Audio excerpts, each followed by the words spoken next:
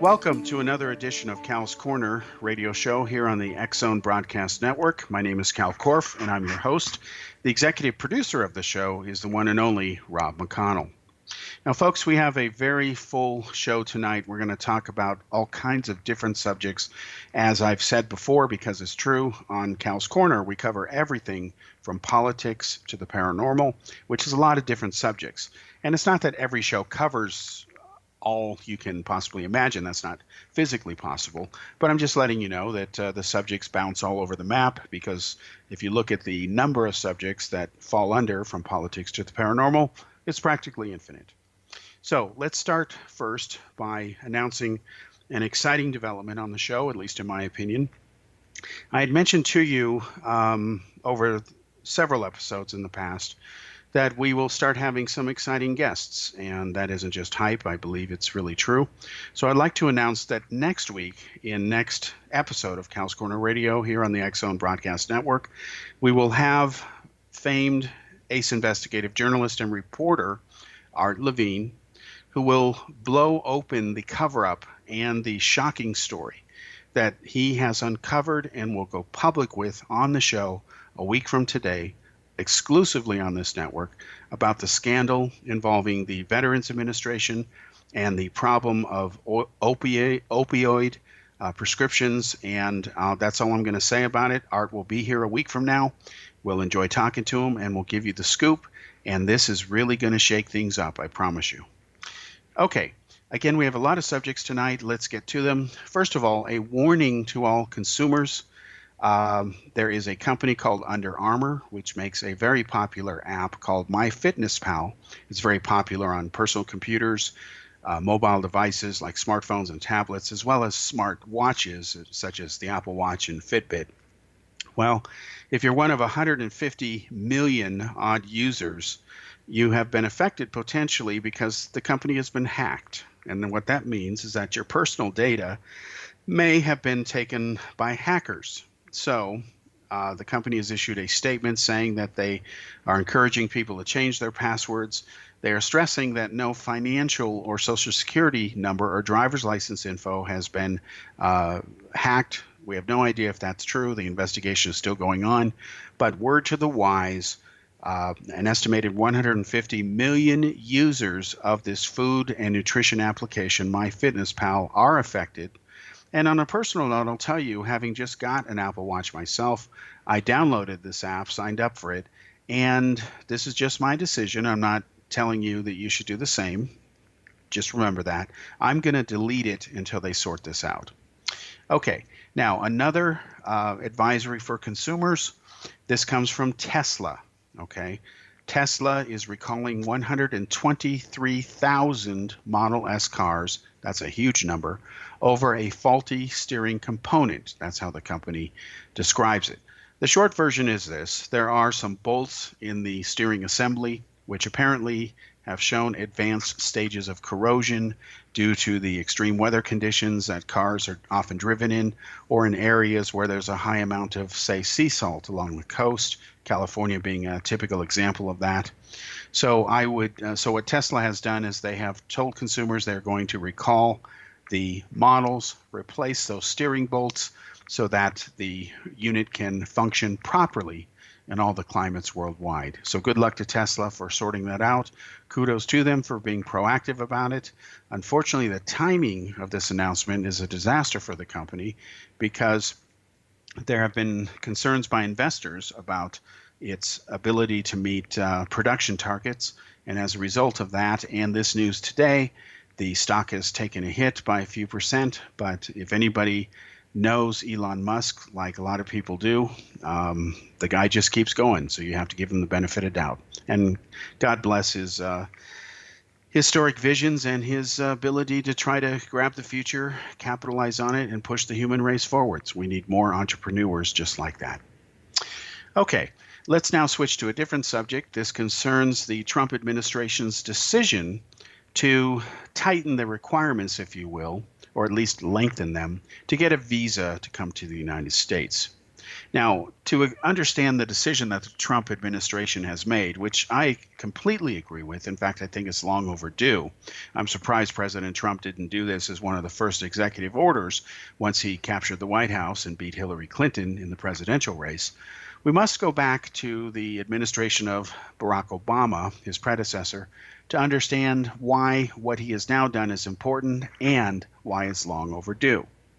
Now, to get a visa to the United States, especially from certain countries, like India, of all places, you have to go ahead and jump through a lot of extra special hoops because those countries don't have reciprocal visa policies where they are the same, meaning if you look at people from Europe or the European Union, as a rule, far more than not, they can come and go to the United States pretty much as they please. They don't need a visa.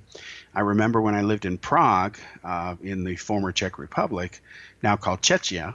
They changed the name of their country. It used to be that Czechs had to get a visa to go to the United States. Now, this was during the time that Bill Clinton was still president. And I was at the U.S. Embassy having a meeting discussing this issue. And what happened was once the amount of visa fraud fell below 5 or 3% of all visa applicants, then they qualified for a waiver. And after the Czech Republic joined the EU, they were on the list to be granted a waiver by the State Department. Now, a waiver simply means you can just get on a plane and go. You don't need a visa. You can only stay for a fixed amount of time. You can only be there for a few months at a time, but then you have to leave. Then you can come back and stay for another few months, but you don't need a visa, and therefore they're not really going to screen you. And this, of course, was after the terrorist attacks of September 11th, 2001 by Al-Qaeda against the United States. So even though there was a heightened alert status, European countries were still, as a rule, treated just as they would have been if there had been no 9/11. But then you have a country like India, which is about to pass China in total population. There's about 1.3 billion people there. There is so much fraud regarding visas in India. And India, let's be honest, is the most superstitious, corrupt, and largest democracy on the planet. The corruption is so widespread, and I have witnessed it firsthand in India on several occasions. It's disgraceful. I've also butted in to try to stop some of it. I can share some of those stories later.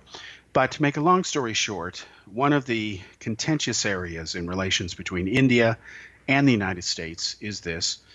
There was a debate in the Obama administration as to whether, as part of the vetting process, to check a person's Facebook postings, Twitter postings, essentially social media profile, and to factor that information into the consideration process as to whether to grant that individual a visa. Now, the way that I see it, I think that you should do that. If somebody has a Facebook page and they're calling for jihad against the United States or the West or Israel or whatever, even though they may have no criminal record, they might even have a respectable job somewhere, why would you grant that person a visa? It makes no sense to do that. In fact, anybody who posts hate-driven rhetoric makes a point to lie and smear others, cyberstalkers, whatever you want to call them, especially people who are sympathetic to terrorism and support terrorists and harming other nations. You know, there's many different things you can say to describe such people.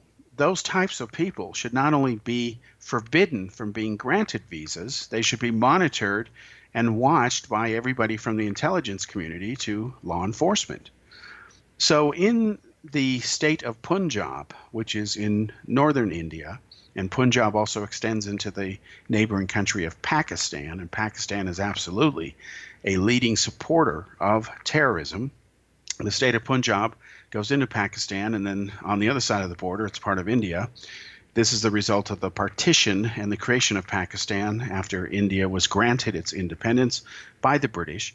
And the reason I say that is because India didn't really earn it. They didn't go to war against Britain the way the U.S. colonists went to war against the British. It was granted to them. And the existence of Pakistan was to create a separate nation for pretty much a majority Muslim population. And as history later showed, unfortunately, after the partition started taking place after the end of World War II, there were, of course, millions of people who were murdered and killed on both sides, Hindus killing Muslims, Muslims killing Hindus, Sikhs killing Hindus, Hindus killing Sikhs. It was just been a disaster. And I met several survivors of that. They're quite up there in years now. And the stories that they told of how entire families and communities were uprooted and relocated and displaced in this chaos was just heartbreaking. And it's a story that most people in the West don't know. Most people in the West don't really care about, which is unfortunate. But when you hear these stories, if you have any humanity in you at all, you can't help but be moved. They're as moving as the stories of Holocaust survivors and people who survived the tyranny of Hitler and Stalin in World War II, before and after World War II. So now the State Department has said, we're going to look at your social media postings and we're going to factor that in to determine whether or not you get a visa to the United States. Now, when Barack Obama was president, that was a no-no. In fact, it was a crime to actually check somebody's social media profile, even if they were calling for killing people in the West. Can you believe that? It was considered profiling, racial profiling. That's just plain ridiculous. When somebody posts a message like that out in the public and you happen to see it or you look for it and you find it, that's not profiling. That's reading what somebody has published. Duh. It couldn't be more obvious. But that's how it was under Barack Obama. So kudos to President Trump for changing that policy. God bless him for it. And let's see what happens now. Hopefully they'll catch more bad guys before they can start problems. And you better believe that what you say on social media should be held against you if you say the wrong things. We'll be back after this break.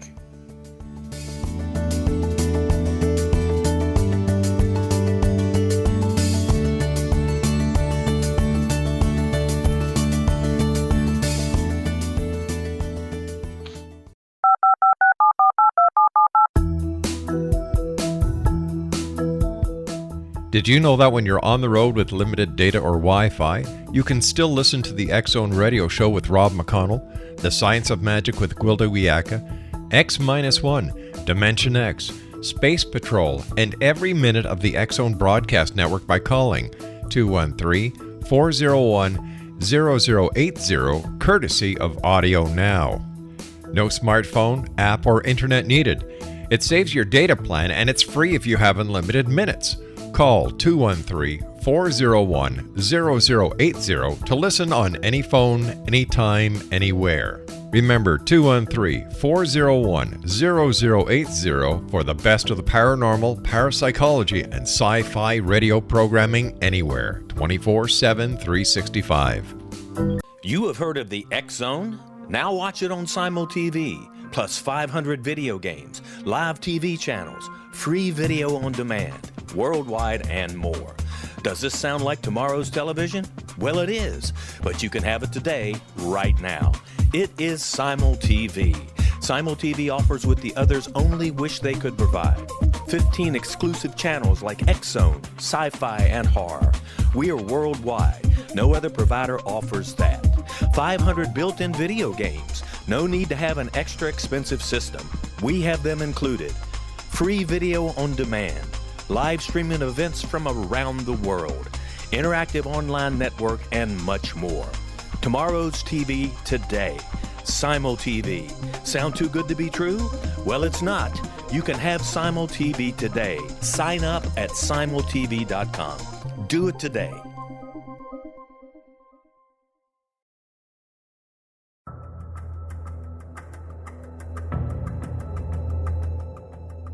Modern Esoteric, Beyond Our Senses by Brad Olson, consummates the lifology story about where humanity originates. It is the lost continents, the primitive wisdom, the mythos of creation, and the rethinking of ancient history as we are taught in academia. There is much more to the story than what we have been told. As this is the first book in the Esoteric series, Modern Esoteric starts at the beginning of time and accelerates up to this modern age. Future Esoteric is book 2 in the series and takes a forward-looking position ahead of today with an open and honest examination of the ET issue and various unexplained phenomena. To discover the writings of author Brad Olson, visit www.bradolson.com. That's www.bradolson.com. Welcome back to the Cal's Corner radio show here on the X Zone Broadcast Network. My name is Kal Korff, and I'm your host, and the executive producer of the show is Rob McConnell. So we've talked about the new Trump administration policy that cuts across the entire State Department, where now your social media profile will be factored into consideration before being granted a visa to the United States.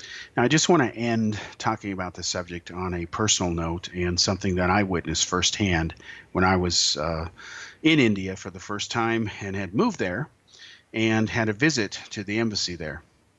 Now, outside the embassy, there's a lot of Indians that are always standing around. They're in line and in queues waiting to be called, of course. There's sometimes thousands of them.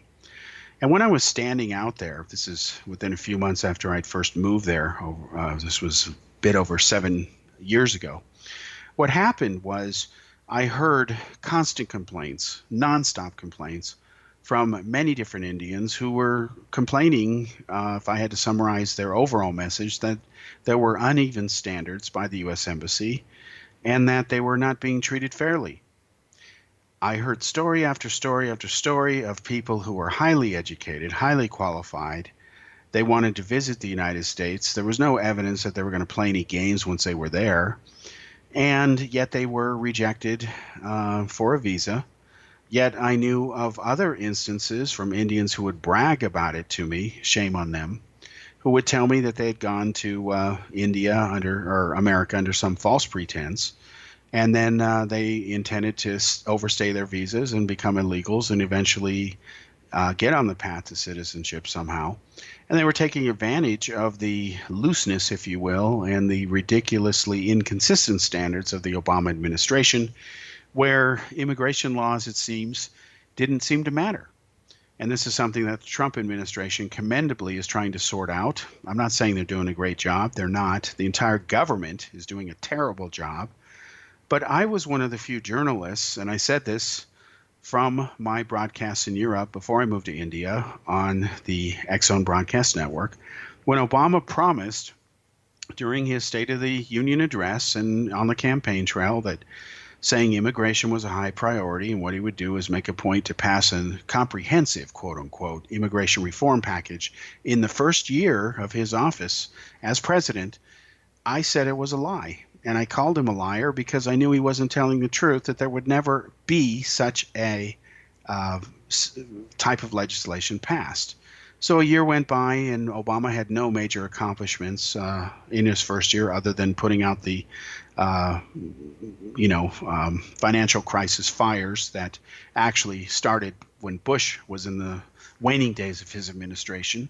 But as far as passing any new things, he didn't do it. In fact, if you don't believe me, go back and watch his first State of the Union address that he ever gave, and you'll see that he really doesn't list anything as far as having accomplished anything major.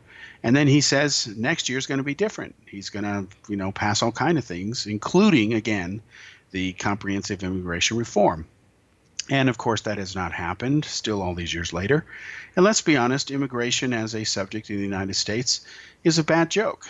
The irony of the Obama administration is that record numbers of illegal aliens were actually deported during his administration, especially the last few years. You would never know that based on the number of illegals allowed to stay as well. So Obama has a mixed record. He has deported the greatest number of illegals. He's also allowed the greatest number of illegals to remain. That's nothing to be proud of. That's something to be ashamed of. And it seems that the Republicans and the Democrats, they don't want to get serious about this issue. It's an open secret that the Democrats love illegal immigrants because about 80% of them overwhelmingly vote for Democrats when they bother to vote. And they're thinking long-term here. I've written about this before because it's the truth, and I'm going to be very blunt with you, as I always am. The days of the Republican Party and so-called conservatism are numbered, let's be honest. And I don't think that that's necessarily a bad thing at all. I view conservatives as extremists on the right side, and I view today's liberals and so-called progressives as extremists on the left side, because they are. Okay? Now, let me give you a couple examples here of the left. I remember growing up as a kid in the 60s and 70s that there were a lot of young people and progressives and liberals who were against the Vietnam War. And they were right to be against that war. They were right to protest against a lot of the things that they were bothered over. 55,000 Americans died for no reason in Vietnam. We should have never been there in the first place. But because this Yahoo president we had, Johnson, said, basically, this is a quote, that I won't be the first American president to lose a war, he made sure that a lot of other people died when we should have not been there. And then Nixon, his successor, Republican, he prolonged the war when he could have shortened it, and that's a fact. And then he eventually cuts a deal and the war ends, and 55,000 people died for nothing. So I understand why people were upset over that. I understand why they were angry. I understand why they took to the streets. And as a young boy growing up, I remember seeing some of this firsthand.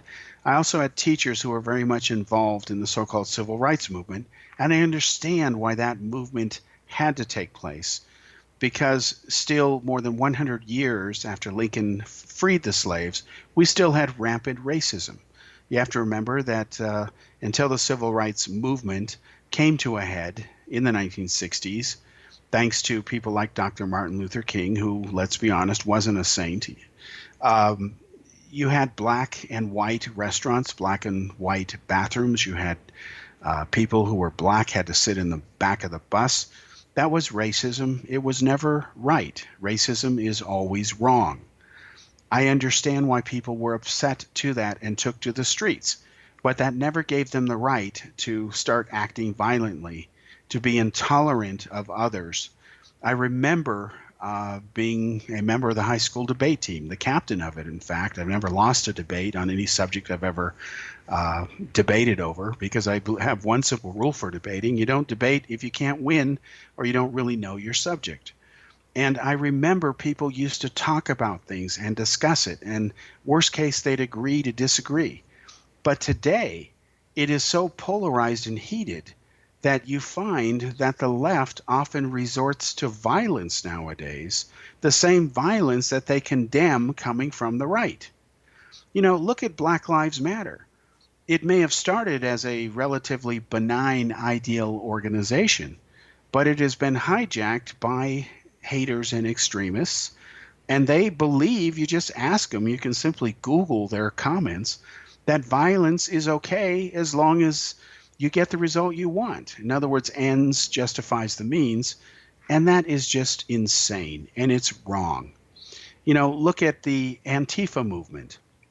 I know for a fact it's going to be documented in a upcoming expose that I will, of course, share with you on the X Zone Broadcast Network, that some of the people involved in the Antifa movement take their orders from the Kremlin in Moscow, because Russian intelligence for decades now, going back to the time of the Cold War, has always made a point to attack American society, trying to make it divisive, trying to make it turn against itself, because they're not going to sit there and launch nuclear weapons. Nobody wins on that one. But hey, if they can get America to implode and Americans to hate each other and not trust their government, that saves them a lot of money.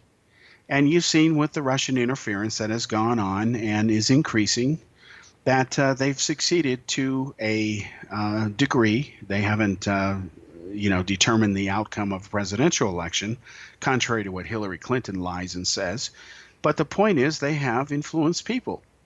You know, if you look at the women's protest march that occurred right around when Trump was put into power, around the time of his inauguration, as I exposed, and I was one of the few journalists who bothered doing their homework on this, when you have so-called feminists who are up there talking about equal rights for women, and their backers support Hamas and want Sharia law imposed, like Linda Sarsour does, she is not someone that you want to back if you believe that women should be treated equally or that people should be treated equally.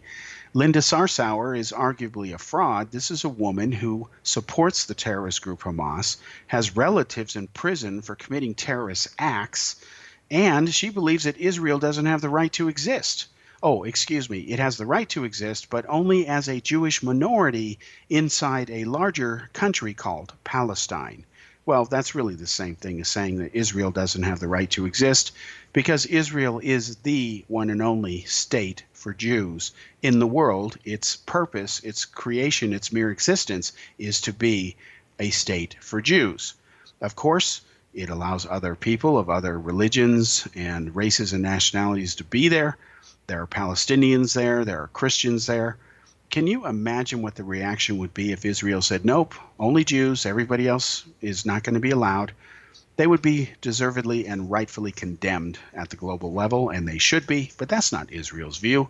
But yet what the Palestinians say, Palestine only for Palestinians, no Jews allowed, suddenly that's okay? I'm sorry, that's hypocrisy.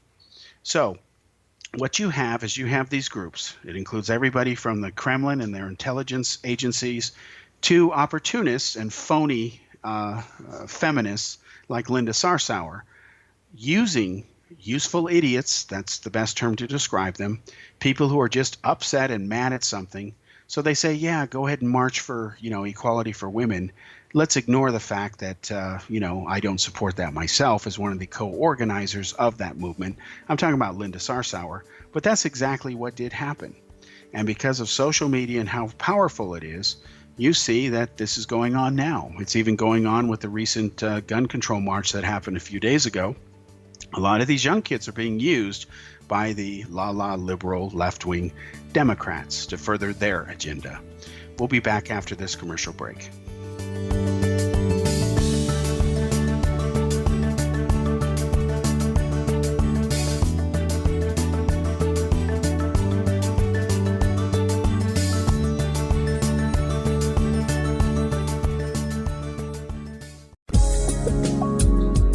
From our broadcast studios in Hamilton, Ontario, Canada, to the world and beyond, you're watching the X-Zone Broadcast Network, www.xzbn.net.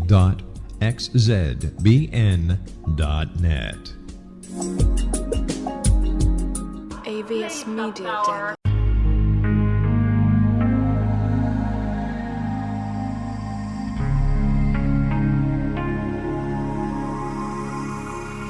The scientist and the mystic have been on an age-old, relentless search with one thing in common. They seek truth. Their paths converge in the 40,000-year-old practice of shamanism, an ancient science delving to the quantum level of life, facilitating healing, manifestation, and evolution. I'm Gwilda Wiyaka, the founder and director of Path Home Shamanic Arts School, a unique Colorado State certified occupational school, training shamanic practitioners and teachers. We also provide classes for empowering personal lives through shamanism. Our certification classes are in week-long segments enabling international participation, and online classes and long-distance shamanic healing sessions are available. Come discover the science of magic in the limitless world of shamanism. www.findyourpathhome.com.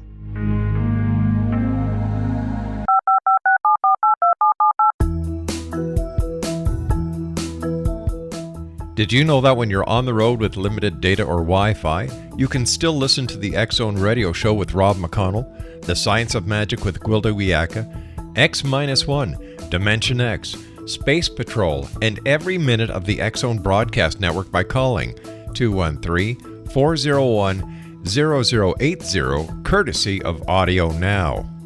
No smartphone, app, or internet needed. It saves your data plan, and it's free if you have unlimited minutes.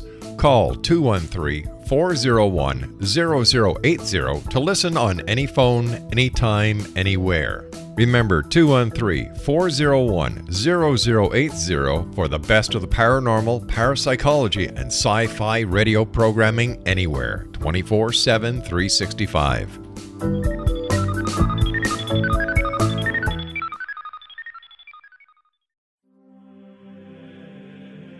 Rob McConnell here, presenting an overview for Nicholas Paul Jennings, author of a fascinating book, Amen. It presents facts revealed by Egyptologists, facts that enable us to understand why Amen is the beginning of creation of God. It provides recommendations for religious leaders of the major religions to unify their beliefs and teach the Word of God. Love one another. Amen informs people how mankind conceived God. It was the Egyptians that developed the concepts of a soul, a hereafter, and Son of God. And finally, after the worship of many gods, they conceived the belief in one universal God, the maker of all there is. For more information, visit www.futureofgodamen.com. That's www.futureofgodamen.com.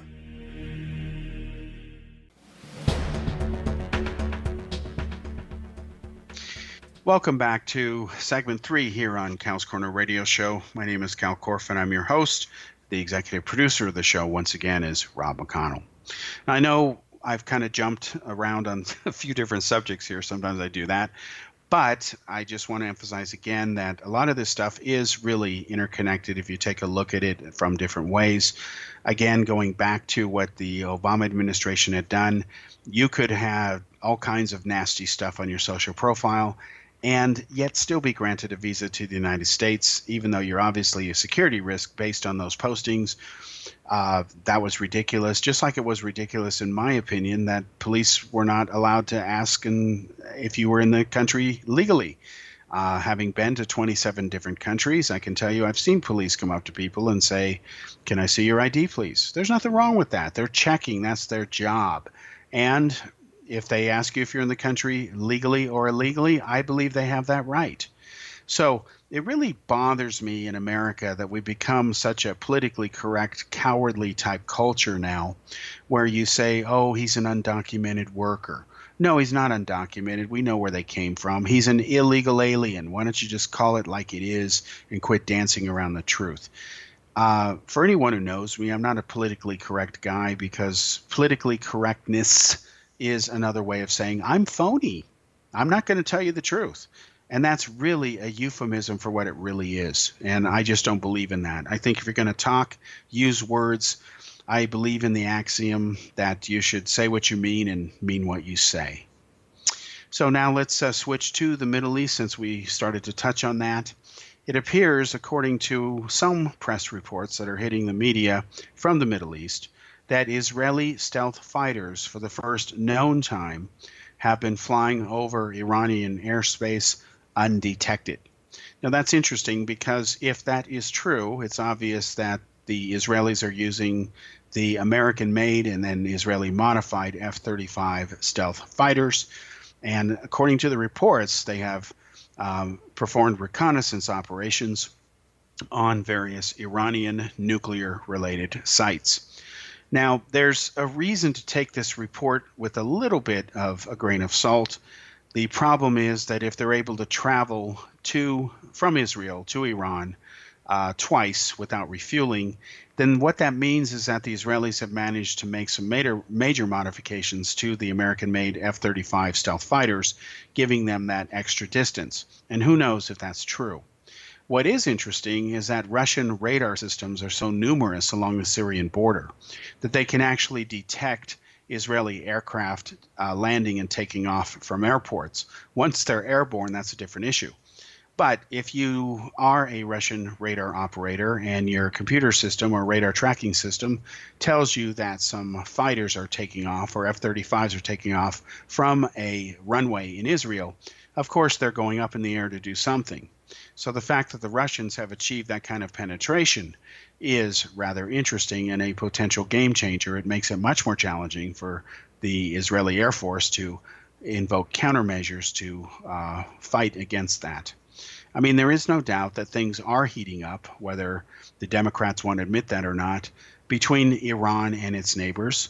You've had some game-changing events in that the Saudis now are permitting flights from India to Israel to fly over their airspace. And officially, they've never opened their airspace to Israeli flights at all, but they've now doing it.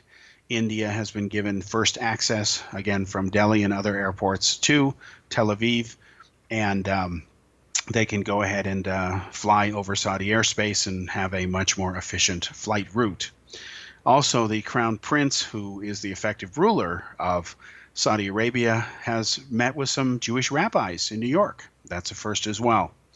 So the Saudis' official position, it just hasn't been declared official as of yet, is that Israel is not the threat to the Arab world. that Iran and other radical terrorist-sponsoring regimes lie and claim that it is, that the real enemy is hatred and extremism and intolerance, and as epitomized by regimes like the one that runs Iran. And you must remember that both Iran and the Saudis are regional and ideological and religious rivals. Iran, of course, is Shia Muslim, and the Saudis are Sunni Muslims. They have been gleefully killing each other for over 1,400 years because each side claims to be the truth path of Islam and considers the other side to be essentially heretics and sinners and frauds and liars, whatever description you want to put in there. Just ask a Sunni or a Shia. But at the same time, they all talk about the brotherhood of the Muslim family, but that has not been historically true for over 1,400 years.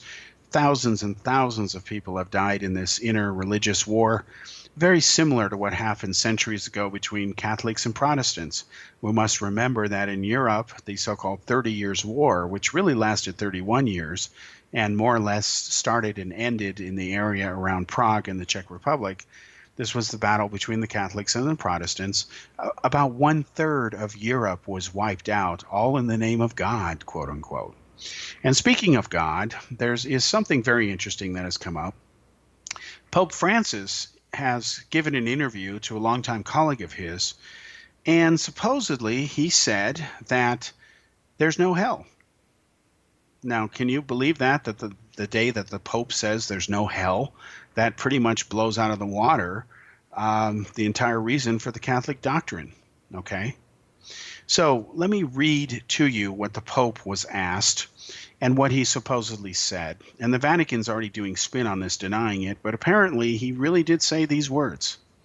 So the question from the interviewer, Scalfari, he says to the Pope, "Your Holiness, in our previous meeting, you told me that our species will disappear in a certain moment and that God, still out of his creative force, will create a new species. You have never spoken to me about the souls who died in sin and will go to hell to suffer it for eternity. You have, however, spoken to me of good souls, admitted to the contemplation of God. But what about bad souls? Where are they punished?"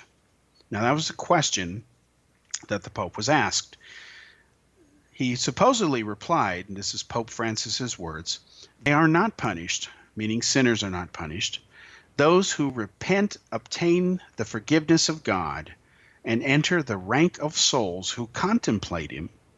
But those who do not repent and cannot therefore be forgiven disappear.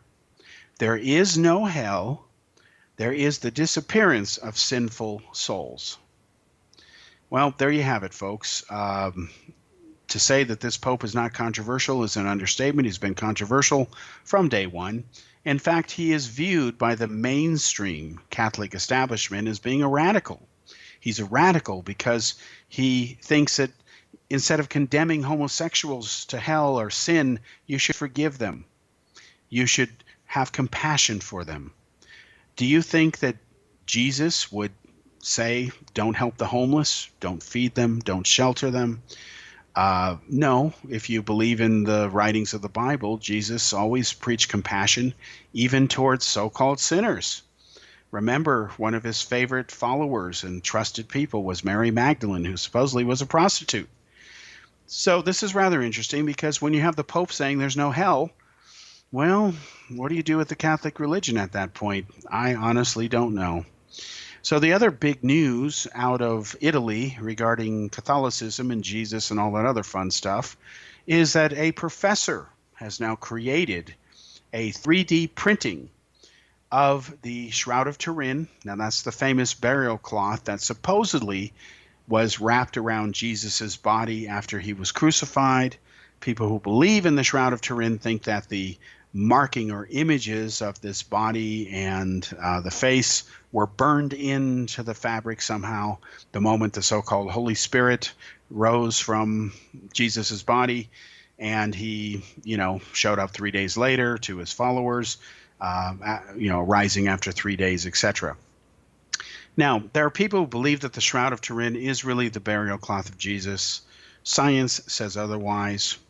They radiocarbon dated the fibers and found out that actually the cloth dates back to the era of the Middle Ages, not around the year zero. So if that radiocarbon testing data is valid, it does prove that the Shroud of Turin is a fraud.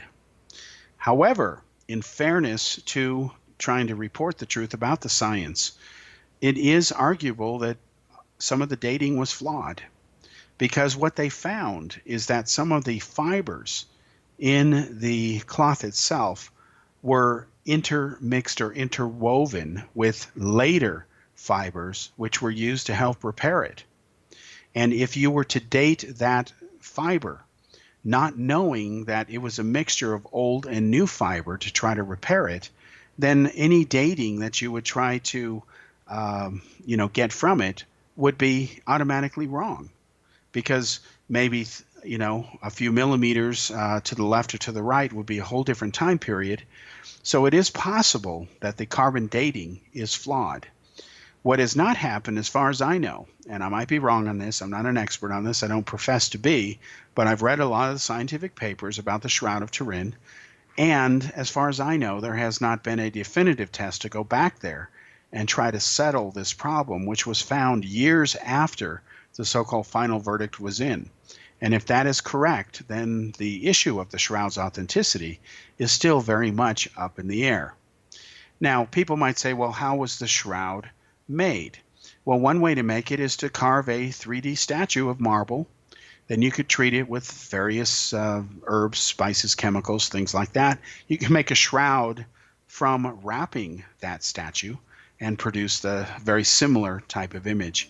And after the commercial break here, we'll talk a bit more about that process, as well as show you why this new 3D printed image of the Shroud of Turin should not, under any circumstances, be taken seriously. We'll be back after the commercial break.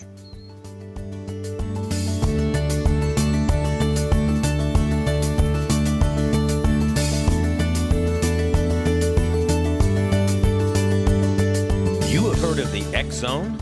Now watch it on Simul TV, plus 500 video games, live TV channels, free video on demand, worldwide, and more. Does this sound like tomorrow's television? Well, it is, but you can have it today, right now. It is Simul TV. Simul TV offers what the others only wish they could provide. 15 exclusive channels like X Zone, sci-fi, and horror. We are worldwide. No other provider offers that. 500 built-in video games. No need to have an extra expensive system. We have them included. Free video on demand. Live streaming events from around the world. Interactive online network, and much more. Tomorrow's TV today. Simul TV. Sound too good to be true? Well, it's not. You can have Simul TV today. Sign up at simultv.com. Do it today. The new nonfiction book, Razor of Madness, is similar to cult movies like Clockwork Orange, Dragon's Tattoo, or The Other Side of Hell. Wayne Morin Jr. and Thomas Lee Howell expose widespread and systematic deficiencies in this thought-provoking tell-all novel. Mind control rages among scholars in law schools. Human rights are ignored while thought reform and mental manipulation are accepted practices used as behavior modification. Dr. Louis Jolyon West comes to mind. Media and public scrutiny shows that United States mental hospitals are in fact destructive murder industries.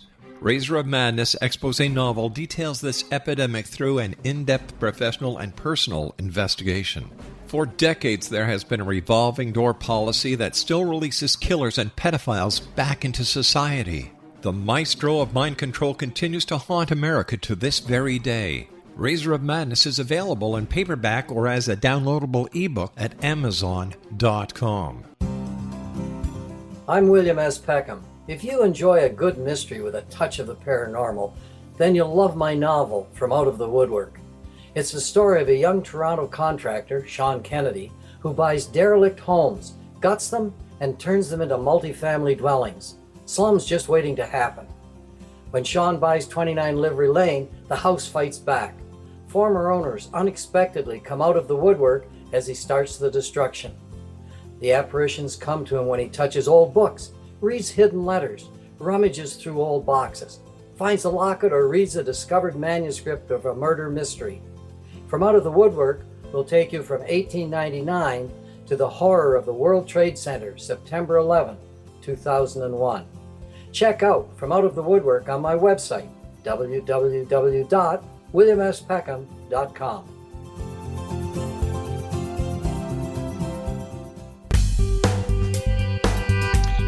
Welcome back to the fourth and final segment here on Kal's Corner Radio Show here on the X-Zone Broadcast Network. Once again, my name is Kal Korff. I'm your host, and the executive producer of the show is Rob McConnell. You know, I've said it before. I'll say it again because it's true. Time really flies by, at least for me when I do this show. It seems like just when we get started, we have to wrap it up. So let's start to wrap it up in this fourth and final segment. Now, we mentioned in the previous segment that the Pope has apparently said there is no hell. This is rather interesting because according to the Jewish religion, hell is not at all like the Christians paint it out to be. The Christians, you must remember, are kind of infamous by making hell a scary type image, like, you know, you've got people with pitchforks, horns, the devil's very ugly, beast-looking, fire, brimstone, torture, pain, endless suffering, physical suffering, and so on. That's rather interesting because once you die, you don't have a physical body, so I don't know how you're going to torture a spirit, but anyway, that physics is beyond me. But in the Jewish thought, and Judaism is far older than Christianity, we must remember there were no Christians, so to speak, when Christ was apparently alive. Jesus was a Jew. So we're all his followers. The Christianity thing really began in earnest after everyone who was around at that time was dead. And you can view that one of two ways, as that's rather convenient, or it's just a coincidence, depends on your point of view. So the Jewish concept of hell is that when you die, if you're a sinner, you don't repent and all that other stuff, you cease to exist, okay? There's no resurrection. That's it. You cease to exist. There's absolutely no mention of, brimstone, fire, horns, ugly satanic figures, pitchforks, and so on.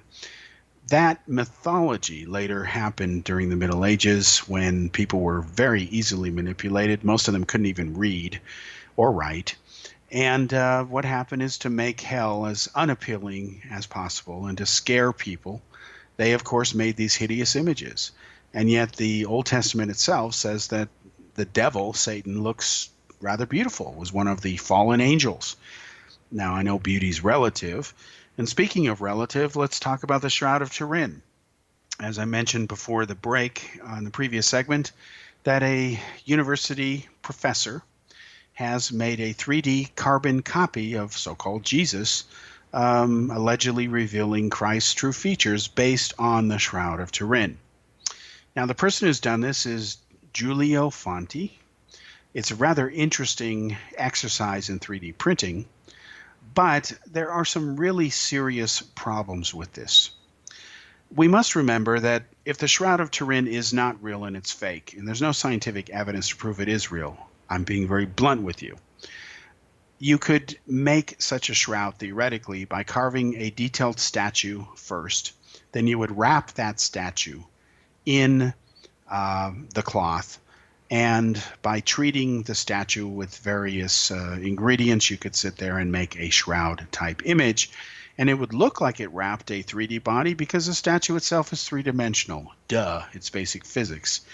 Now, the issue I have with this supposedly being the true portrait of Jesus is that based on what most people we know looked like at that time in the Middle East, we know that Jesus was almost certainly not 6'2", blonde, blue-eyed, Thor-like figure.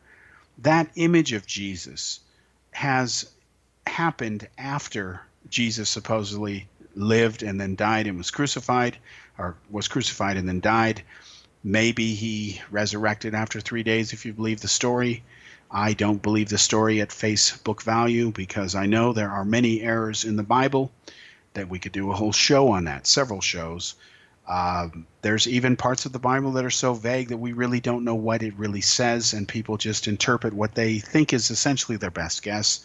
So if you look at the contradictions in the story of the resurrection, put them aside, and the fact that Easter used to be the pagan holiday of Esther, and how convenient that Jesus should be killed and rise around that time, essentially the ushering in of spring. It's too much of a so-called coincidence for me to accept it as just a random occurrence. We know that the religions, like Catholicism, have replaced a lot of the pagan holidays with their own.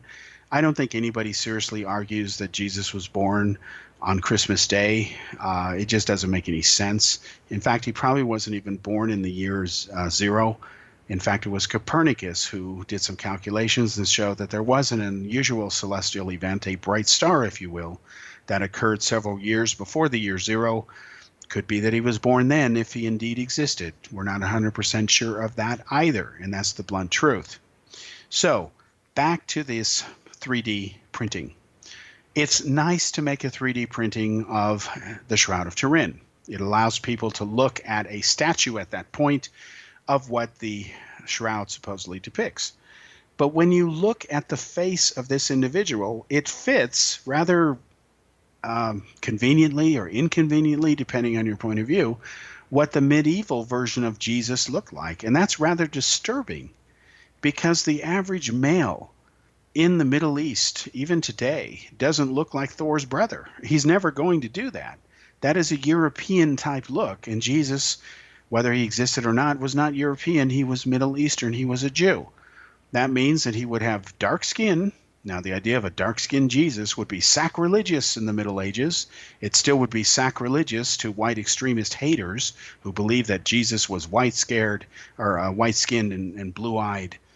No, he didn't look like Thor's brother. Now, we can't prove it conclusively, but if you assume for a moment that Jesus was born to fit into the people he was around at the time, it doesn't notice any special characteristics in the Bible about him looking like Thor's brother, not even close. So modern scientists have reconstructed forensically characteristics of what Jesus might have looked like, and the first major change they've made is that he had dark skin, because people in the Middle East, they have dark skin. That tends to be a rule. In fact, you can see the basic physics here that the warmer the sun, the brighter it is, the hotter it is, your skin tends to get darker. It's just basic physics. Look at people in India. How many blonde-haired, blue-eyed Thor knockoffs do you see walking around there? Almost none, unless they're, tourists from Europe. Yet, if you go to the Czech Republic, you go to Europe, white so-called Europe, you'll see a lot of white people and very few dark-skinned, unless they're from other countries with warmer climates such as India or the Middle East like Pakistan or even Israel. And Jesus probably had dark black hair instead of blonde hair. That's another genetic characteristic of people in the Middle East who are native inhabitants. It's kind of common sense. And the blue eyes, well, who knows? Most people have brown eyes. So the idea that this image looks just magically like a made-up incarnation that was popular in the Middle Ages is the first red flag that I see in the claim that this is exactly what Christ looked like. And thank God we did this 3D printing of him, because now we can see that he looks just like the Jesus of the Middle Ages. And that is a problem, because it blows its own credibility out the window. And I've read several of the press articles covering this, and it seems that not really any of them are pointing this out. And it's beyond obvious, and I'm not an expert on the subject, but I figure if I could at least see this, someone else should, who's much more of an expert on it. But as far as I know, most scientists and credible experts in this area don't take the Shroud of Turin seriously anyway. So we'll see what happens. In fact, what I think I'll try to do is contact the people who did this, and I think I'll ask them some of these questions, or maybe I'll see if they can be interviewed. We'll give it a shot. I can't promise you that we will be successful. So let's now end our segment on one of my least favorite topics. I'm doing this only because she just won't go away. Let's close this out by talking about the wonderful, greatest loser in modern American politics, otherwise known as Hillary Clinton. Now, recently, she appeared for only $25,000 this time, and she says she's donating all the money to this foundation, not her foundation for once, but this one that furthers, I believe, women and students. Instead of charging hundreds of thousands of dollars like she normally does, she's only charging $25,000. This means she's only going to give up $25,000. If she charged a normal rate, she'd have to give up hundreds of thousands of dollars. She talked about the election again and why she lost. And there was a rather interesting segment of it where a Holocaust survivor had asked Hillary essentially if she thought that a Nazi-type phenomenon could occur in the United States. Hillary, being Hillary, pandering, of course, tried to personalize some of what happened in the election and basically said, the short version of it, that, yeah, maybe it might be possible. That's really ridiculous. You cannot compare Imperial Germany, the Weimar Germany that existed at the time, to the United States. Yes, the United States does have racism. It's got racism on all sides. It's got blacks hating whites, whites hating blacks, Christians hating Jews, Jews hating Christians. It's a mess. But they are the exception and not the rule. And we know that because Barack Obama was elected twice. There's over 10,000 black people in various positions holding public office. In fact, most people who earn college degrees in the United States today are women. So this idea that Trump won only because a bunch of white extremists got together and voted him in, I'm sorry, America doesn't have that many to explain her defeat. The main reason that Hillary Clinton lost is because they didn't like her as a candidate. Many Americans viewed this election as a choice between two lousy candidates. And I argue that if you have a country of 320 million people, which is what the United States has, and the best two candidates you can come up with are Donald Trump and Hillary Clinton, then that country is really sad. So the idea that this whole thing was fueled by racism is wrong. Yes, Trump does have supporters among racists, just like Hillary has supporters among feminists who hate men. Okay? But what's interesting is that most white women did not vote for Hillary, and that says it all. So Hillary just has to admit that just enough Americans don't like her. And they don't like her because of the way she's acted. She has not been honest, and she has an untrustworthy rating equal to that of Trump. In fact, she's now more unpopular than Trump.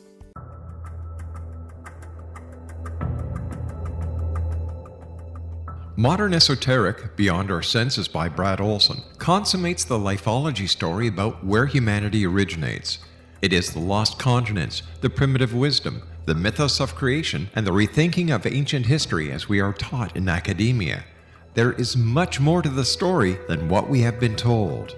As this is the first book in the Esoteric series, Modern Esoteric starts at the beginning of time and accelerates up to this modern age.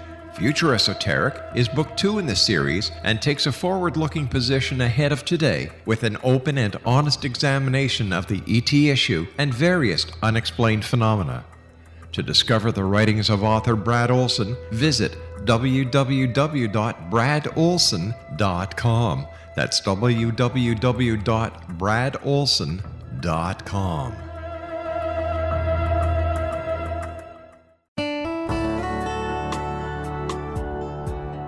Are you or is someone you know struggling with addictions, depression, anxiety, relationships, low self-esteem, lack of confidence, grief, success, and prosperity? Do you know that your subconscious belief plays a big role in the outcome of your hard work? We can help you permanently change the beliefs that may be the reason for your struggles and failures. We care about getting you the return on your investment and the results you are looking for. We can help you be free of the limitations of your past and in realizing your highest potential. We work with people by phone and Skype. For more information, visit us at www.ritasoman.com. That's www.ritasoman.com.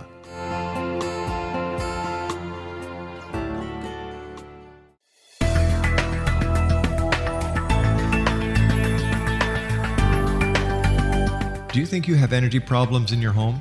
Do you feel better when you're away than when you're home? Joey Korn is a global leader in the world of dowsing who specializes in personal energy clearing and space clearing. He can help you create an ideal energy environment in your home no matter where you live in the world. Learn about his remote spiritual house cleaning services and much more at www.dowsers.com.